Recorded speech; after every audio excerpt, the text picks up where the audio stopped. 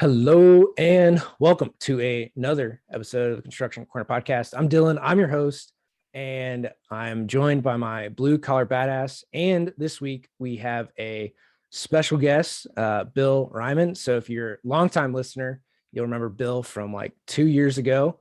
And since then, we have become both much better in the podcast game and in speaking, just in general. But for those of you that don't know Bill is a broker builder down in Marco Island, Florida. He builds custom homes and absolute fortresses, which we're going to get into compared to what most people do for single family residences. Just in the type of construction that he does. He crushed the real estate game last year in his broker side of things, and just an all around good dude. Known Bill for 3+ years now. So Bill, welcome back to the show. And we got time commitments, so I'm jumping right in. That's all right with everybody. Thanks. Yeah. So welcome, Bill. Thanks for having me, Dylan and Matt. I'm glad to be here again. Absolutely. And good to meet you. Yeah, nice to meet you too. So glad to be back on this show. I'm excited. And Dylan, you're right. We've come a long way. So hopefully this is a better episode this round.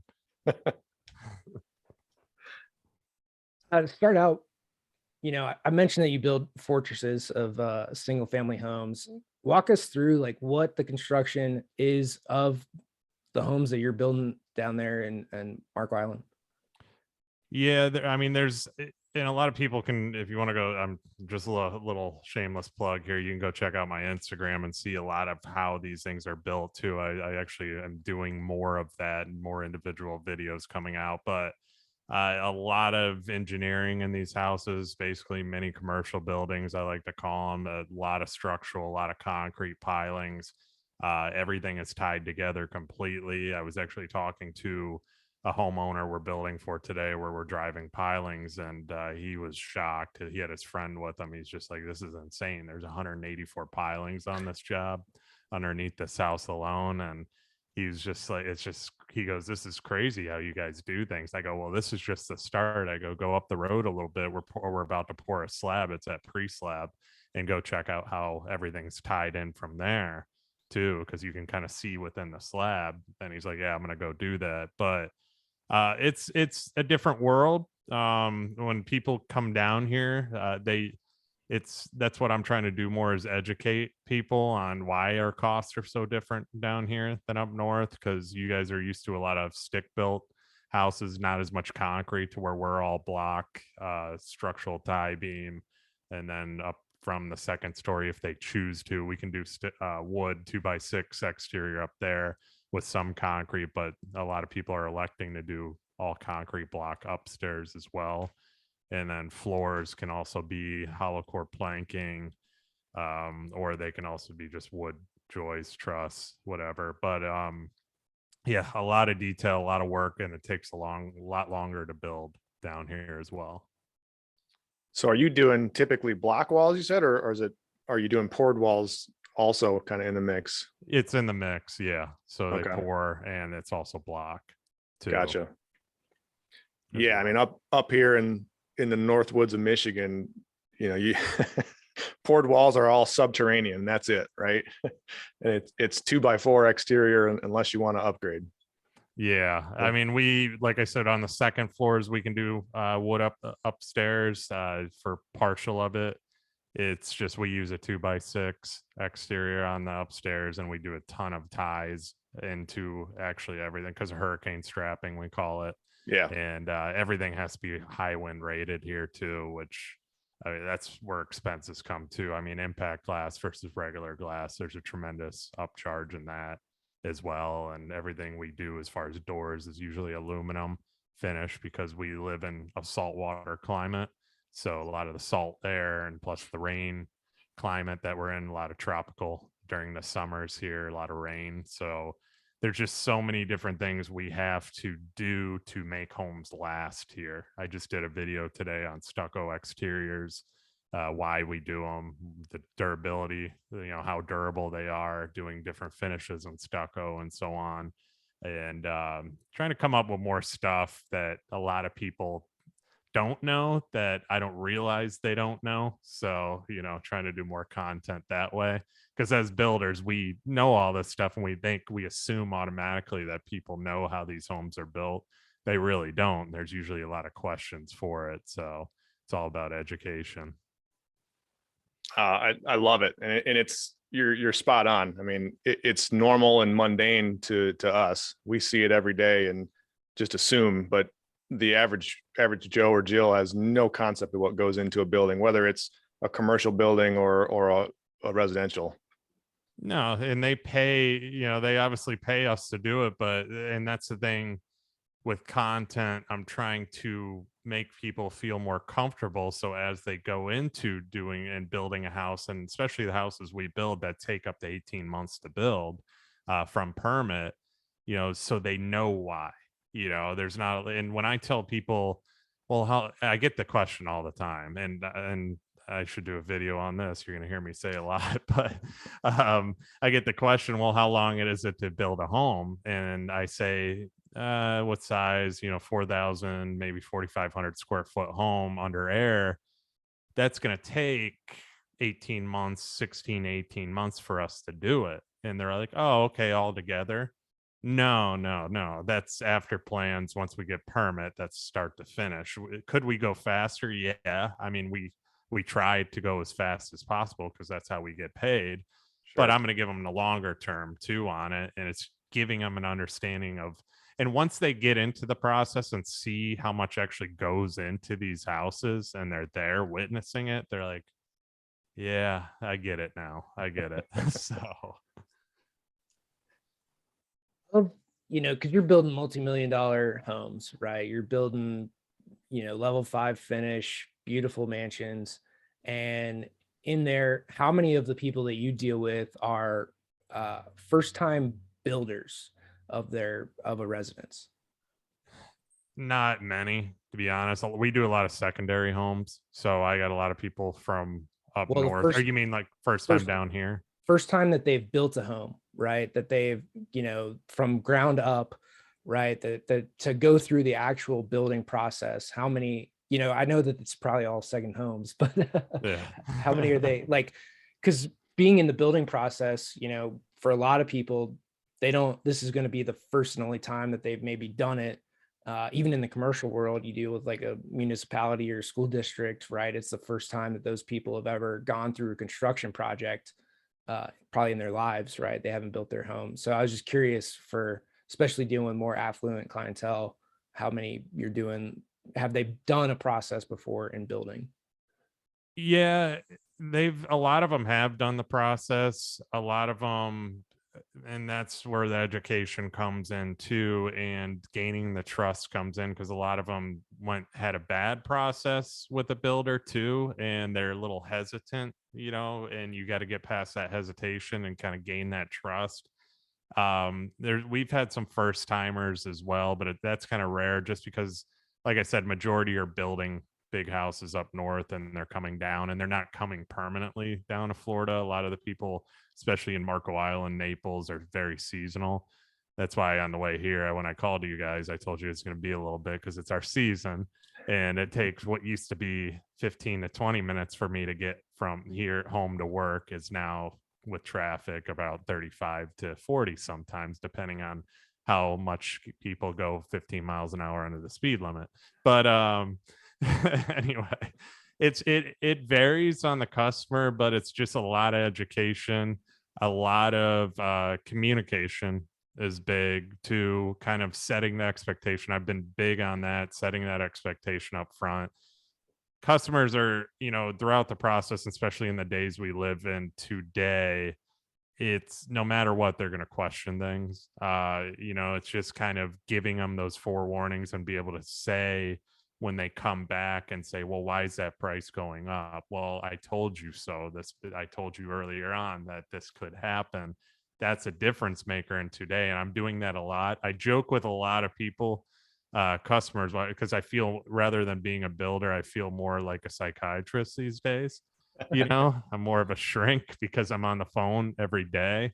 I obviously, my brother and I are the ones running the business, And I joke with him because I got to deal with majority of the customers. I've always been better with talking talking to people and so on. And my brother's very good at what he does on site. And it can be tough, but it's a lot of like I said, setting that expectation and communicating properly so they know what to expect if there is a price increase, stuff like that, which is a whole different topic that I'm going to. But yeah, not a lot of first time people. A lot of people have been through it. Some have had horrible experiences, and that's our job to make the experience better.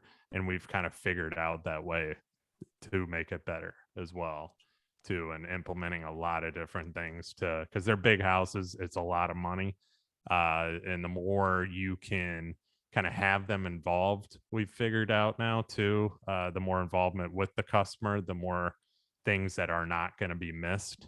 And I'm very big on face-to-face interaction too, rather than distance and over the phone, because having them there, being able to talk to them in person, go over a situation that wasn't good. I'll use an example. We had a tile situation. This was the second set of tile. First one was the wrong order, shipped by the distributor. Second one, and they weren't there, and it was right on the box, but wrong on the wall. Let's put it that way. Had to rip that down, replace drywall. Second one, it was the tile they wanted, but there was clear pieces you can see through it. They saw the mud then set through it. Mm. Talking them through that and saying, okay, there's not really a way around this. It's a clear piece of tile. Well, we didn't know that. Yes, but we don't do this tile every day. We do different tile all the time. So they didn't blame us. They were like, we get it. It's not your fault either. Because when you're mudding, they're putting it on thick. If they're going to put clear glass piece of tile on there, it's going to have bubbles in it too. It's almost impossible. Yeah. I mean, a lot of them were very clean, but there was other ones that weren't. These people are very, very picky, very picky. So now we're ripping that tile again, down again, and they went to go select another one. They picked out 4 different ones, and now we're trying to figure out which next one they want. So it's a lot of work, a lot of communication, but we want it done right. We're getting paid on this tile, obviously, because it wasn't our fault, but it's making it, telling them that this isn't our fault. It's not their fault. They didn't know that was going to happen either. And it's not the tile guy's fault, but let's all come together and make this right to where they're happy. And that's the bottom line too, especially in a big house. Yeah. I mean, I deal with a lot of the same general issues. Obviously different product type, vastly different product type, where we're building big commercial buildings. But communication is key. We focus on what we call real design build. And in the commercial world, that's, we're leading the pack. We're leading the whole game from design through handing over the keys. And if you can't figure out how to communicate with each and every individual, and in your case, it's highly affluent homeowners or homeowners to be. In my case, it's usually 1, 2, sometimes 10, key decision makers on a board of some sort. If you can't figure out how to get through to each and every one of them, you're dead in the water, because when the tile bubbles come up, or when, there's a leak in the metal roof, there's hell to pay if they don't have some idea, at least, and a level of trust with you. You mentioned being a psychiatrist. So my degree is in psychology, and I say the same thing. Like, I use my degree more than my cohorts that have construction management degrees, because you really have to get into that mindset to kind of focus and break through with people, I think. Yeah, big time. And I've learned too, I'm very good about learning people how to react with them too. And that's a very good skill to have in construction, because if you talk to everybody the same, you're not going to get anywhere, and it's not a good thing.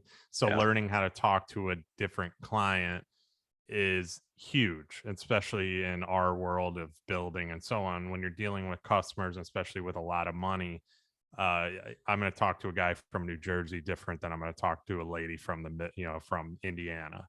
There's just different personalities with everybody, and learning how to mesh with those personalities is a skill that you pick up. It takes time, and I've been doing this a long time, and being on our sales side and so on for a long time as well. But it's also, like I said, the biggest thing we've learned is the communication factor, being able to walk through one of these big homes step by step. And some people are a lot more nitpicky than others, which is fine. Some people like to give it to us, say, hey, it's up to you guys. I trust you. And others are like, nope, we want it this way. We want this exact door stop in this exact spot. Do not move it anywhere else. This needs to be changed. That, just the littlest things, like a few pieces of tile that you can see bubbles in. There's maybe to me, you or I, that might not be a big deal, but it's our customer, so we're going to want them to be happy, and I know that's going to bug the heck out of them too, to see that, especially in a powder bath. So we're going to figure out a way to make them happy, and it's just always communicating, always figuring out to resolve a problem. I mean, I've had instances too where stuff that happened, and I've talked about this on my podcast, is 5 years down the road and they're way out of warranty, stuff happened that should have not have happened, but we took care of it because it was a great client. Those clients are going to give us referrals forever. I've gotten 2 builds off this specific client since, and it's just doing the right thing too, which unfortunately not a lot of builders, because they're going to say, well, it's out of warranty. How's that my problem? But it wasn't that bad because I had the subcontractor took care of it, because we give them so much business, and he didn't charge me. And then also the plumber, where the problem was on this certain situation, he knew it was his fault and it should not have happened. And there was long story short, there was a screw in a drywall, pipe was loose. It wasn't attached to the stud. Pipe was just free hanging there. It's PEX pipe dangling every time the toilet flushed. Random drywall screw. Eventually over time, that thing burst. Thank God homeowner was there, but water came back down the elevator shaft. So we took care of it, because something like that should have not have happened. When we cut in the wall, we found out right away, and I got my plumber there and said, what happened? So it's doing those things, it's communicating, it's constantly doing the things that matter, and just as a builder too, that if it's something that isn't your fault, it's not your fault, but there's a way of going about it too, because stuff is going to happen, and after warranty and so on.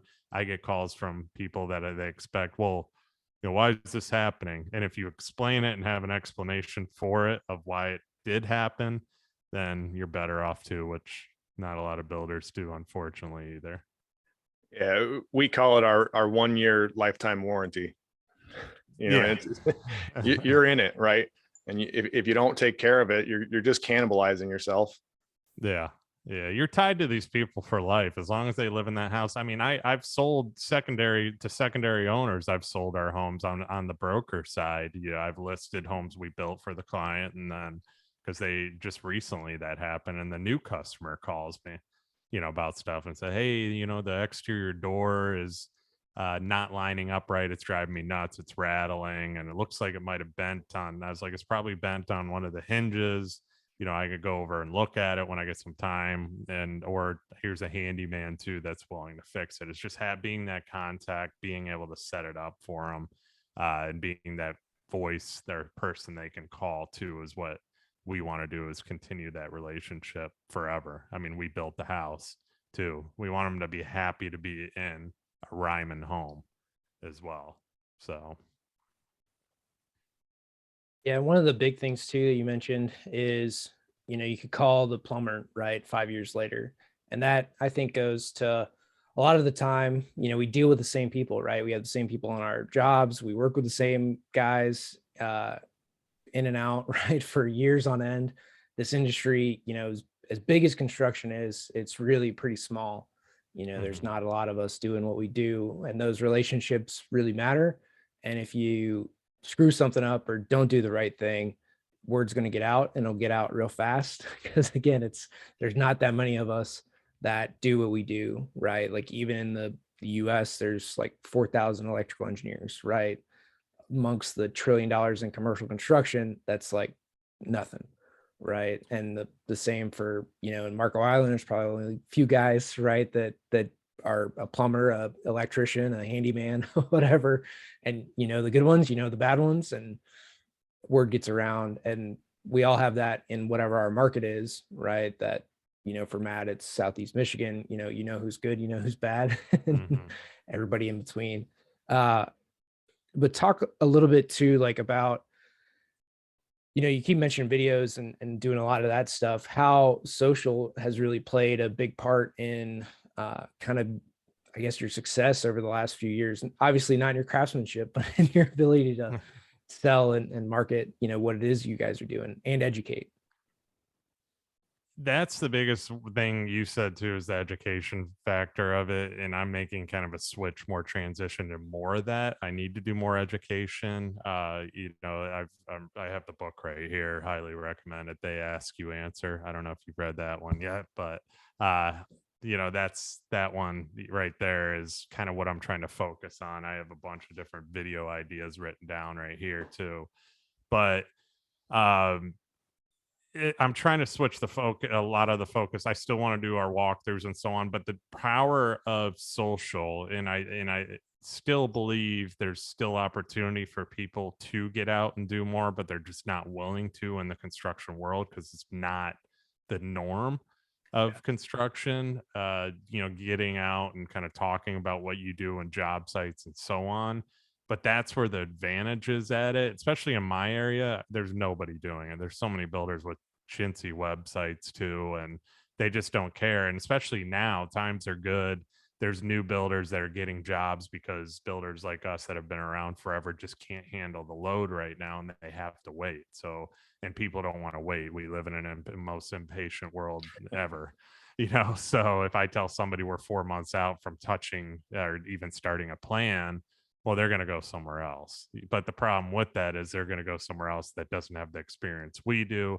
And it ends up they're going to be upset, and then they're going to be very cautious on their next one. And we've seen this whole thing happen back in 2005 with that craziness and so on as well. But social media, the thing with it, and I never did it. And then when I started doing it, it did make a big impact in both the building side and in the real estate side too. The building side of things, you never really think people are watching, but they all are. And every customer that I've had said, I love your videos. So, and I didn't expect that. I didn't bring it up. These were in initial meetings, and even after the fact, they just say, I love your videos. I love what you're doing. Keep doing it. And I even get messages now too, as more and more people go on to social media as well and different platforms. I hate to say the older demographic, but they're all getting on Facebook and Instagram as well. And believe it or not, TikTok's even becoming an older demographic. I'm not on TikTok yet. I probably should be. I need to. I'm mostly LinkedIn, Facebook, Instagram, but it's huge in a lot of ways, just because you can showcase how you do things, why you do it, and how you do it better. Your processes. I'm always showing, our punch outs. I'm showing, talking about why we're different in a way that I'm sure other people aren't. I can give my sales pitch up front, before even meeting anybody. And then somebody sees my video and says, I need to talk to Bill at RK Reiman Construction. That gets a lot of different things out of the way. They like me because they saw my video. More than likely, they're going to go with me, versus if they didn't like me because they saw my video, that saves me a lot of time too. If they don't like my personality, I don't click with them, and it saves a lot of time, because meetings and bidding and all this different stuff that goes into our business takes so much freaking time that it kind of weans out those people that, okay, we're not going to mesh together, or he does all high end stuff or larger homes. Okay, I want something that's smaller at a cheaper price. I'm not even going to call him, and so that saves me from telling them too that are having to refer another builder, which as builders we all hate doing that. But it's just it's done a lot. I have fun with it. I don't even think about it anymore. Like, I just my fiance records me now, and she just pulls out the camera. We knock it down in one shot. I do the edits myself, and eventually I want an editing team, but or somebody to do it. But I mean, it's as easy putting on your phone, because a lot of people's excuse is I don't have time to do it. You do, because we're carrying these things everywhere. Like today's pilings, they were driving pilings. I was at a job site, popped out my phone, said, "Hey, yeah, we're driving pilings, 184 of them, blah blah blah. This is what we're doing. This is what this is here." And people like that. And then also just doing videos after, after work or whatever, job site's clear, just going over there real quick, shooting one video, editing it, throwing it up the next day. It's not hard to do, and people like seeing that, and they like learning, because like we talked about at the beginning of this, is not a lot of people know what's going on when building a house, and the more information or more you can show how you do it, the more attracted they are going to be to you. That's the thing. So get out and do video. Highly recommend it. Yeah, and you've got 4K on a new iPhone 13 Pro. So Yeah, like, when I got that new phone and I did that, I had a separate camera. I don't even use my camera anymore. I use this because the camera is so much better on this, and clear, and the wide view and everything, and the sound on it. And I got a microphone now. It's just everything links to it, and it's all there. I can just put it right up on my computer. It's just so much easier now. And these things are only getting better each and every year. You're not going to use a regular camera anymore. So it really is no excuse. And I've talked to a lot of people in construction, even within Arte too. And, they ask me about video, but not a lot of people are willing to do it because they're afraid. They're afraid of what people are going to say and judge them and so on, which I get it. I went through that too. But when I finally said screw it and just started putting them out one after the other, yeah, I got some comments from friends and stuff. Nice video, blah blah blah. I'm like, yeah, I'm doing more than you. So and now they see it in the results, though. That's the thing. And people are just used to seeing video content come from me. And if I don't do it, they're like, oh, where's your videos, man? So it's just like anything else. You get used to seeing something so much that you kind of expect it to. And now I'm trying to create different things that I haven't done before and just keep it consistent as well. So social media is a must. Gary Vee, he's been preaching about that for years and years. And to be honest, I think we still got, if you haven't done it yet, you still have time to do it, because still, believe it or not, our industry, not a lot of people are doing it. Yeah, and those that are, and I even fall in this trap myself sometimes, but the construction guys that I see on social that I follow, it's typically just a scrolling portfolio of still frame photos, right? Here's a project we did, here's blah blah blah blah blah. There's never any real thought behind it, right? There's never any content to back it up. It's just pictures. And we have the same shit on our website. You can go look and see as many pictures as you want, but the pictures don't really tell the story like video certainly does.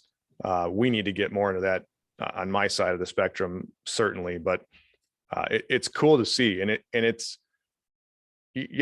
bringing recognition to the industry as a whole, right? That hey, you can go out and do these videos and showcase your content in a educational and an engaging way, and you can still be that construction guy. And I think you're helping to break that mold that the construction folks just can't do that. That's the general mindset, is we can't show our secrets, we can't do this and that. So it's cool to see, and it's cool to follow along.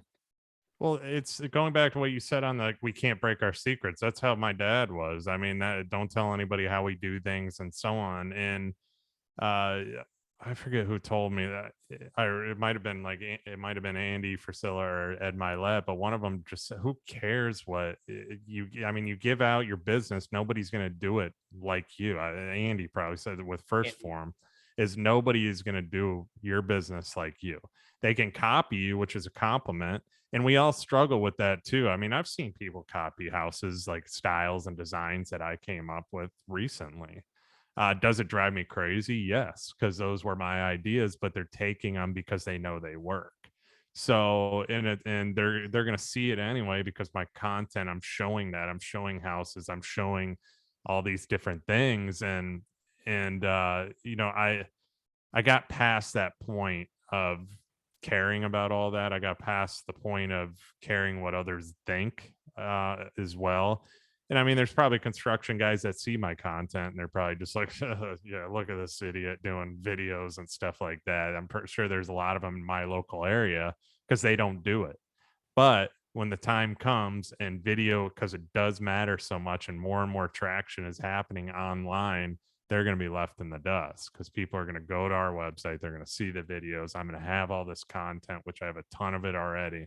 And I'm just getting started at it too. That's the difference.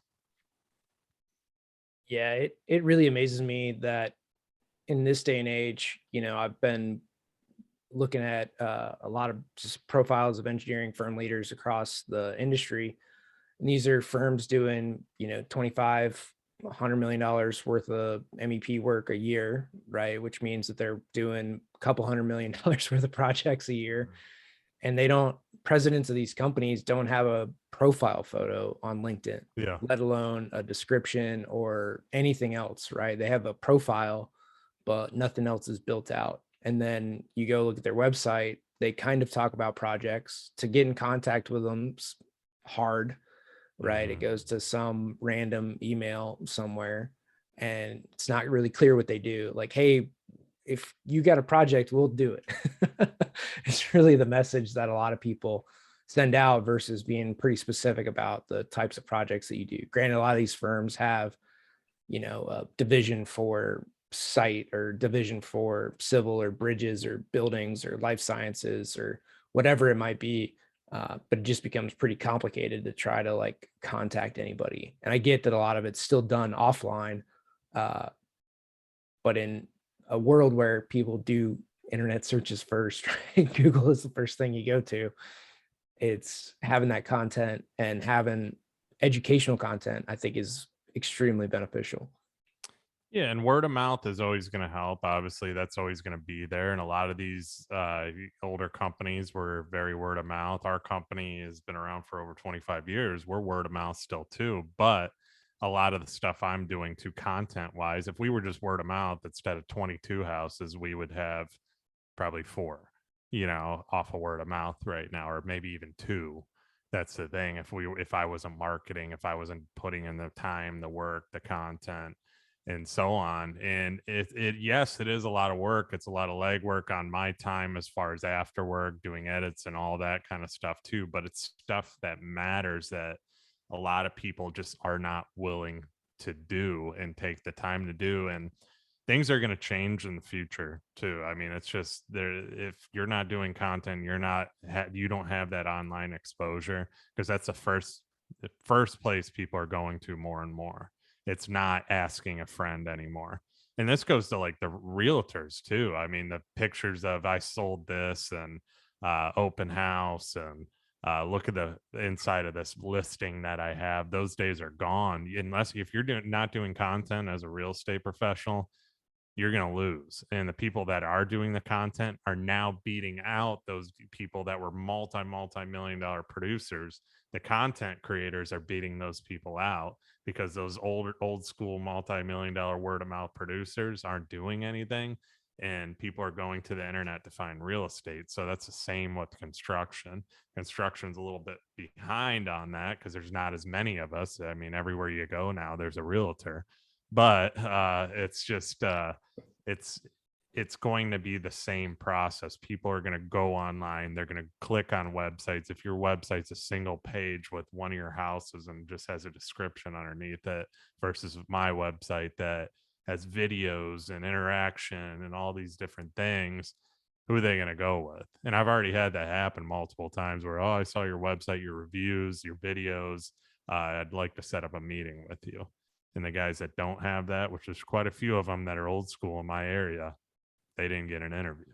So it's just this stuff's going to increase more and more. That's why I'm a big advocate on it. I'm just going to keep doing it, trying to figure out ways that I can create content that's more educational, that's going to keep on attracting and bringing people to us too, but also telling them who we are as a company. So that'll kind of get rid of the ones that, and I'm rebranding us as that luxury go-to builder in our area.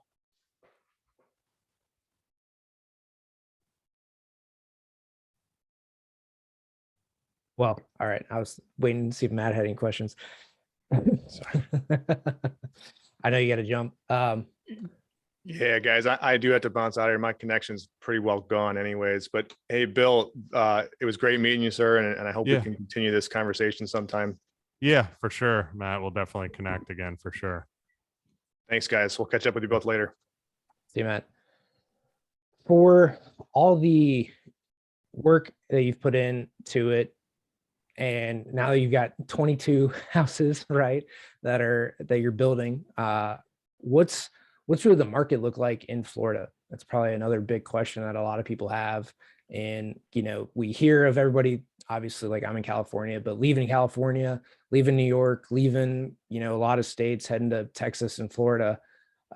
What's the reality on the ground? We have 22, but the way I say it is to just so people that are listening think we're not too overwhelmed. Everything's like an assembly line to where everything's moving at a different pace. There's a lot of that we haven't even started yet because the beginning stuff's just taking forever these days because everybody is so backed up. So to answer your question about Florida is just there's so much construction going on right now. And a lot of money moving down to our general area now. There has been good money down here, but there's just a lot more from different areas building homes that they are going to eventually have as their forever home. But a lot of them are still going to be part-timers. A lot of people that still are working or people that have sold companies. Just there's a lot of movement down here. It's busier than I've seen in a long year. It's always busy this time of year, but this year it's extra busy. Like that ride home today took longer than it should be because we're not even in our prime season. I like to say is like springtime and spring break and all that kind of stuff. But Florida's booming. There's a good reason for it. Obviously, we got a great governor. He's been doing a lot of great moves too. So shout out to DeSantis. But a lot of people come here because they just want to. They're tired of where they're at. They're tired of the high taxes and cost and cost of living for what they get and how much it does cost. And there's just so much opportunity in this state too. And even with subcontractors, there's just new subcontractors popping up left and right. And we're loyal to our subs, but I also bid other subs to keep mine honest. I got to check their prices, make sure that they're not getting out of control, because they're all busy too. And their labor costs are going up as well. So it's been very good. Who would have thought? I thought when COVID came too, we had a model home, we sold it just because we didn't know what was going to happen. But if we would have waited, we probably would have got another $1 million for it. So it's just that prices shot way up within the last 2 years. Inventory's way down. Construction costs are way up. I just had somebody in the lumber industry on my podcast, and commodity prices he doesn't see coming down anytime soon. So that's another whole nother story. But I just got an increase on Anderson products today. So anybody listening, you probably got that same 12% increase. So ours is impact glass though. So, but you just things are changing. We've had to alter our company and really pivot to doing things differently because of all this and get ahead. We got to order things a lot earlier and sooner. Things are getting discontinued quite a bit. So my fiance does all our selections with customers. So she's been going a little crazy when things get discontinued, having to go and reselect stuff for clients that aren't in town either.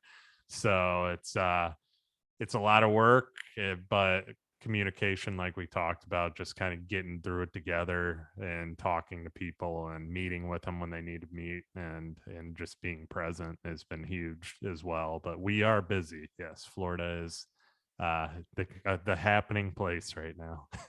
Living up to the hype. Yeah, because we've talked about over the last 2 years, just in commodity prices and steel and in the kind of supply chain really of a lot of these things. Like wood's back up crazy. Like it's took a little dip there for a while, but now it's back up again. Like we just talked about on the recent episode where Nucor and US Steel are announcing each $3 billion facilities to roll steel. Granted, those aren't going to be online for 3 years. Yeah. But at least they see, in 5 years that we're still going to have the demand for steel in the US, and to put those plants in. So I have hope, but obviously, like, it takes a while to build all this stuff out and rebuild the supply chain to put in the facilities to do the manufacturing and bring it all here.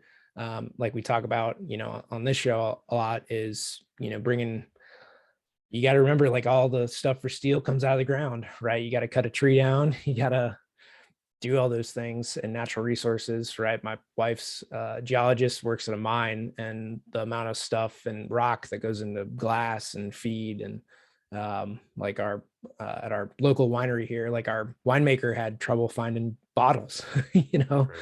Like, he had to go to Mexico to some other place, like, that he typically wouldn't go to get bottles for the newest run. And it's like, and he's not, it's 7,500 cases, so it's like not bad, but it's not a huge run of product. But to the whole point on, like, the amount of windows being built right now, and Anderson products, and it goes to everything, right? The same core materials go into glass as go into, from bottles to screens to windows to doors, everything else. It's amazing, when you start to really look at the supply chain.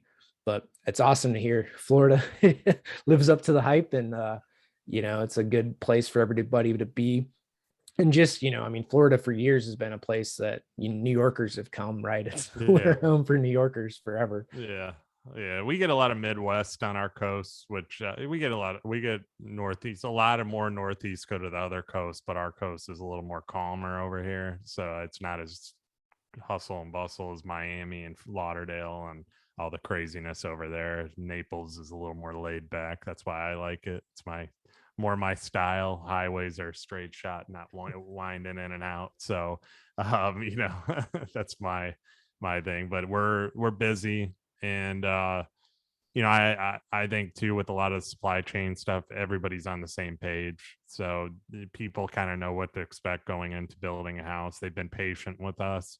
They call me, quite a bit, asking where things are and so on. But when I explain it, they all just are like, yeah, it is what it is. We're all living through it together. So it's just, we got a lot. We're very blessed right now to have a lot of great clients. And we've been very fortunate to be in a position to kind of pick and choose who to work, we're going to end up working with too, because we are busy. We're the type that we don't want to get in over our heads too. I've passed up a lot of people just because I just don't want to lose that quality, but we are growing, and we've hired to just keep up and expand. But still, we got a lot of projects coming in. They are large, and they take a lot of focus to detail. So we're trying not to lose control, because then you lose your business. So even no matter how busy you are or unbusy. So it's just something that we're looking at as well.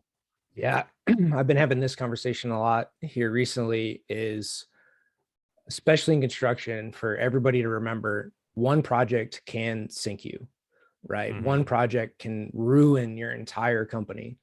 And unlike basically probably every other industry, right? Like, one widget, one product, one thing off the line going bad isn't the end of the world. But one house, one building, one project going south can be the end of a company. And it's something that I think we all have to keep in the back of our minds, right? To uphold that quality that you talk about is of the utmost importance for a number of reasons. But the number one reason is it will sink the ship if it goes south.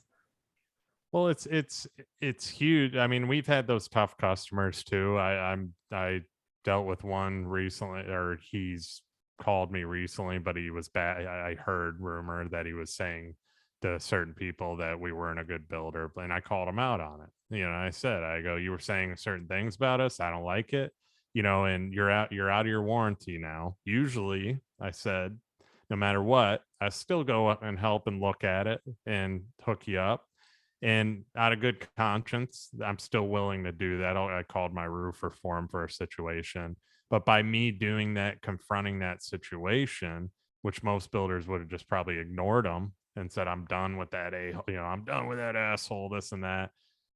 He's been texting me Merry Christmas. Hey, when I get back in town, let's have a chat, and let's meet up and talk to each other and square, let's get everything square of what you think the issue is and so on. So it's just communicating with these people. Yeah, you're going to have difficult clients and so on too, but it's you got to just keep your head up and keep the quality, keep that.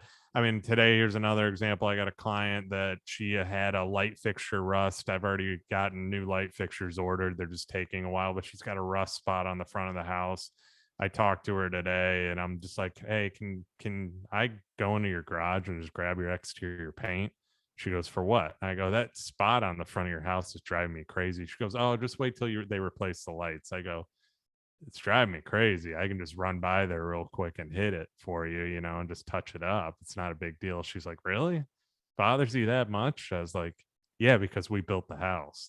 So, if it was another person's house, but it's our house. People are driving by that and seeing that spot from, that fixture that rusted.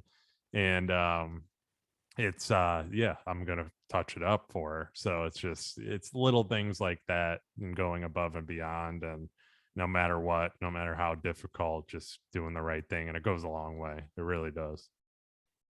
Sure, man. I mean, nothing beats doing the right thing. Yeah. Will always serve you, whether today or in the long run. To kind of wrap things up, what's maybe something you want to leave obviously communication is a big deal, getting your word out, educating clients, educating customers, educating maybe the public in some cases on what you're doing, depending on your projects. What else is something that you want to leave, our listeners with in construction in these times, and maybe something to look forward to? I'd probably say don't ever undercut yourself. Don't ever undercut your value of who you are as a company. I mean, I've had plenty of situations where that was asked upon us to do, and I've passed up multi-million-dollar jobs to not do it. It's something. It goes a long way into who you are. I've been asked to, cut our price. I've been asked to, you know, um, do stuff like that. Even in spec homes, don't undercut the value of things to make more margin. Do the right thing, build with quality, because it will go a long way. Not with everybody. Some people are very price driven. They're always going to be price driven. I'm a big believer in you get what you pay for. And I'm also a negotiator. I've been in sales. I'm going to negotiate with you.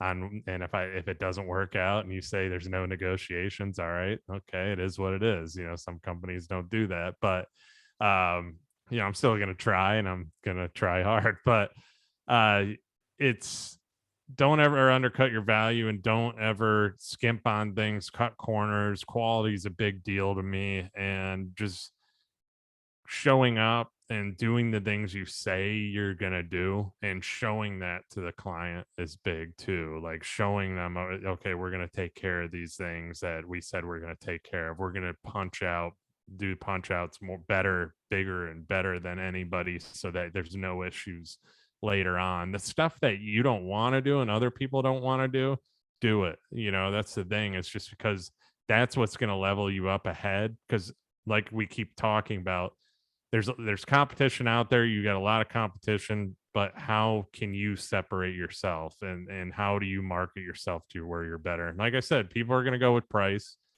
Don't cut yourself short and have to be the bottom line price. Have your price set, but have people go to you because they know what they're going to get. That's the difference maker. And that's where we're at as a company too, because we're not the cheapest. We're not the most expensive. We're pretty much in between. I mean, we're higher priced than some other builders and so on, but people know what they're going to get out of us. They know they're going to get a superior product.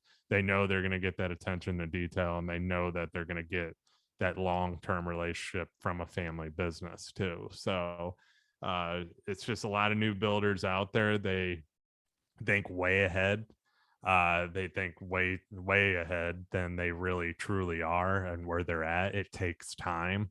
Companies always take time to build. Even real estate businesses take time to build. It took me 12 or I'm 10 years in now to where I am now, and that's still building. It's just everything takes time. We're very impatient, and I've had to learn a lot of patience over the years. I'm not the most patient person either, but just kind of stepping back and saying, hey, you're still young, you got a long way to go, and looking at where some of these older guys are and what they've done. Can I do better? How can I do better?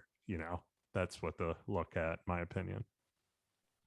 Yeah, and to remember that those skills compound, right? So that everything that you do today, is the foundation for whatever you're going to do tomorrow. And the skills that you gain today, you couldn't do the next thing without being great at the thing you have today, right? Whether that's being able to talk, right? Like just look at us for 3 years ago, you couldn't string together sentences. And now, we could do an hour-long podcast and show without having to really think too much about what we're saying.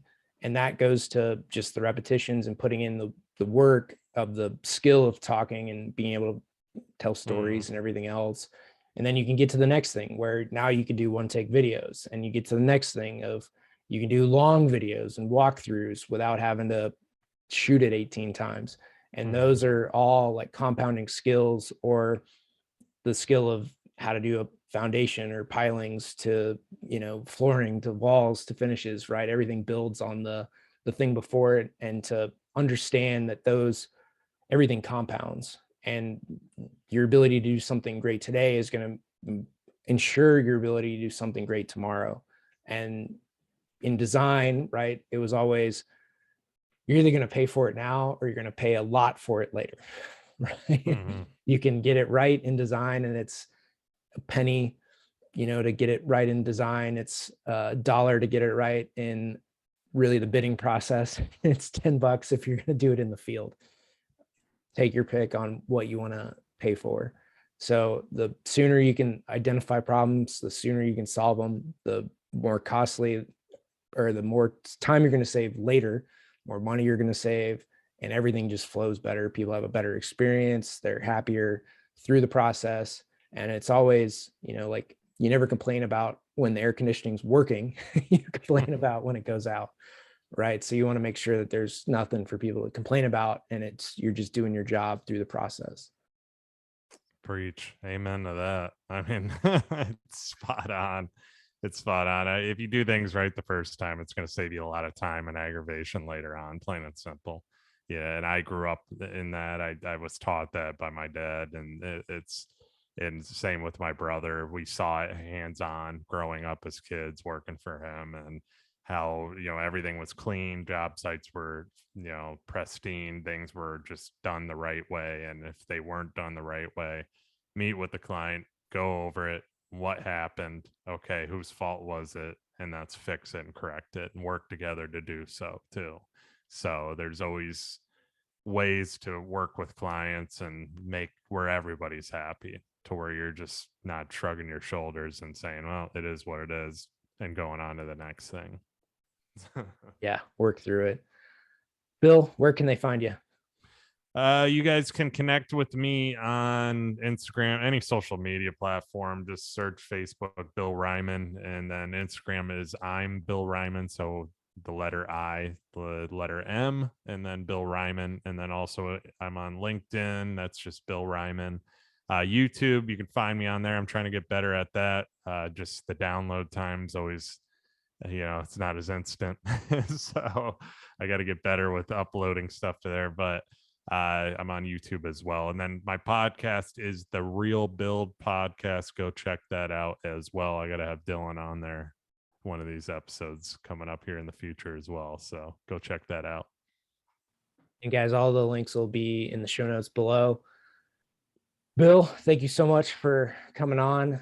Really appreciate the conversations that we have as always. And really just a good perspective, man.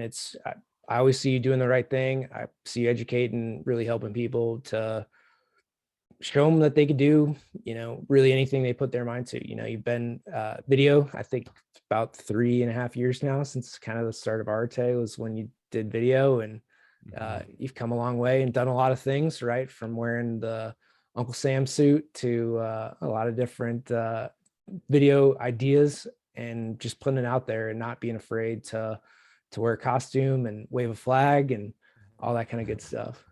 Gotta have fun with it, man. That's what I'm trying to do. Have fun, come up with different ideas and different things, and not be so uptight too. People, you could see through my content too. I'm always laughing. I'm having a good time too. It's just not, well, this is what this is, and this is what, there's too much of that out there. Have fun, be you. I am me in those videos. I have a blast doing them, and people see my personality. I like to joke around and have a good time, and they see that. And those who like it, let's build a house, and let's sell a house, and let's get you a house. So I can do all the above. All right, guys, that is this episode of the Construction Corner podcast. Until next time.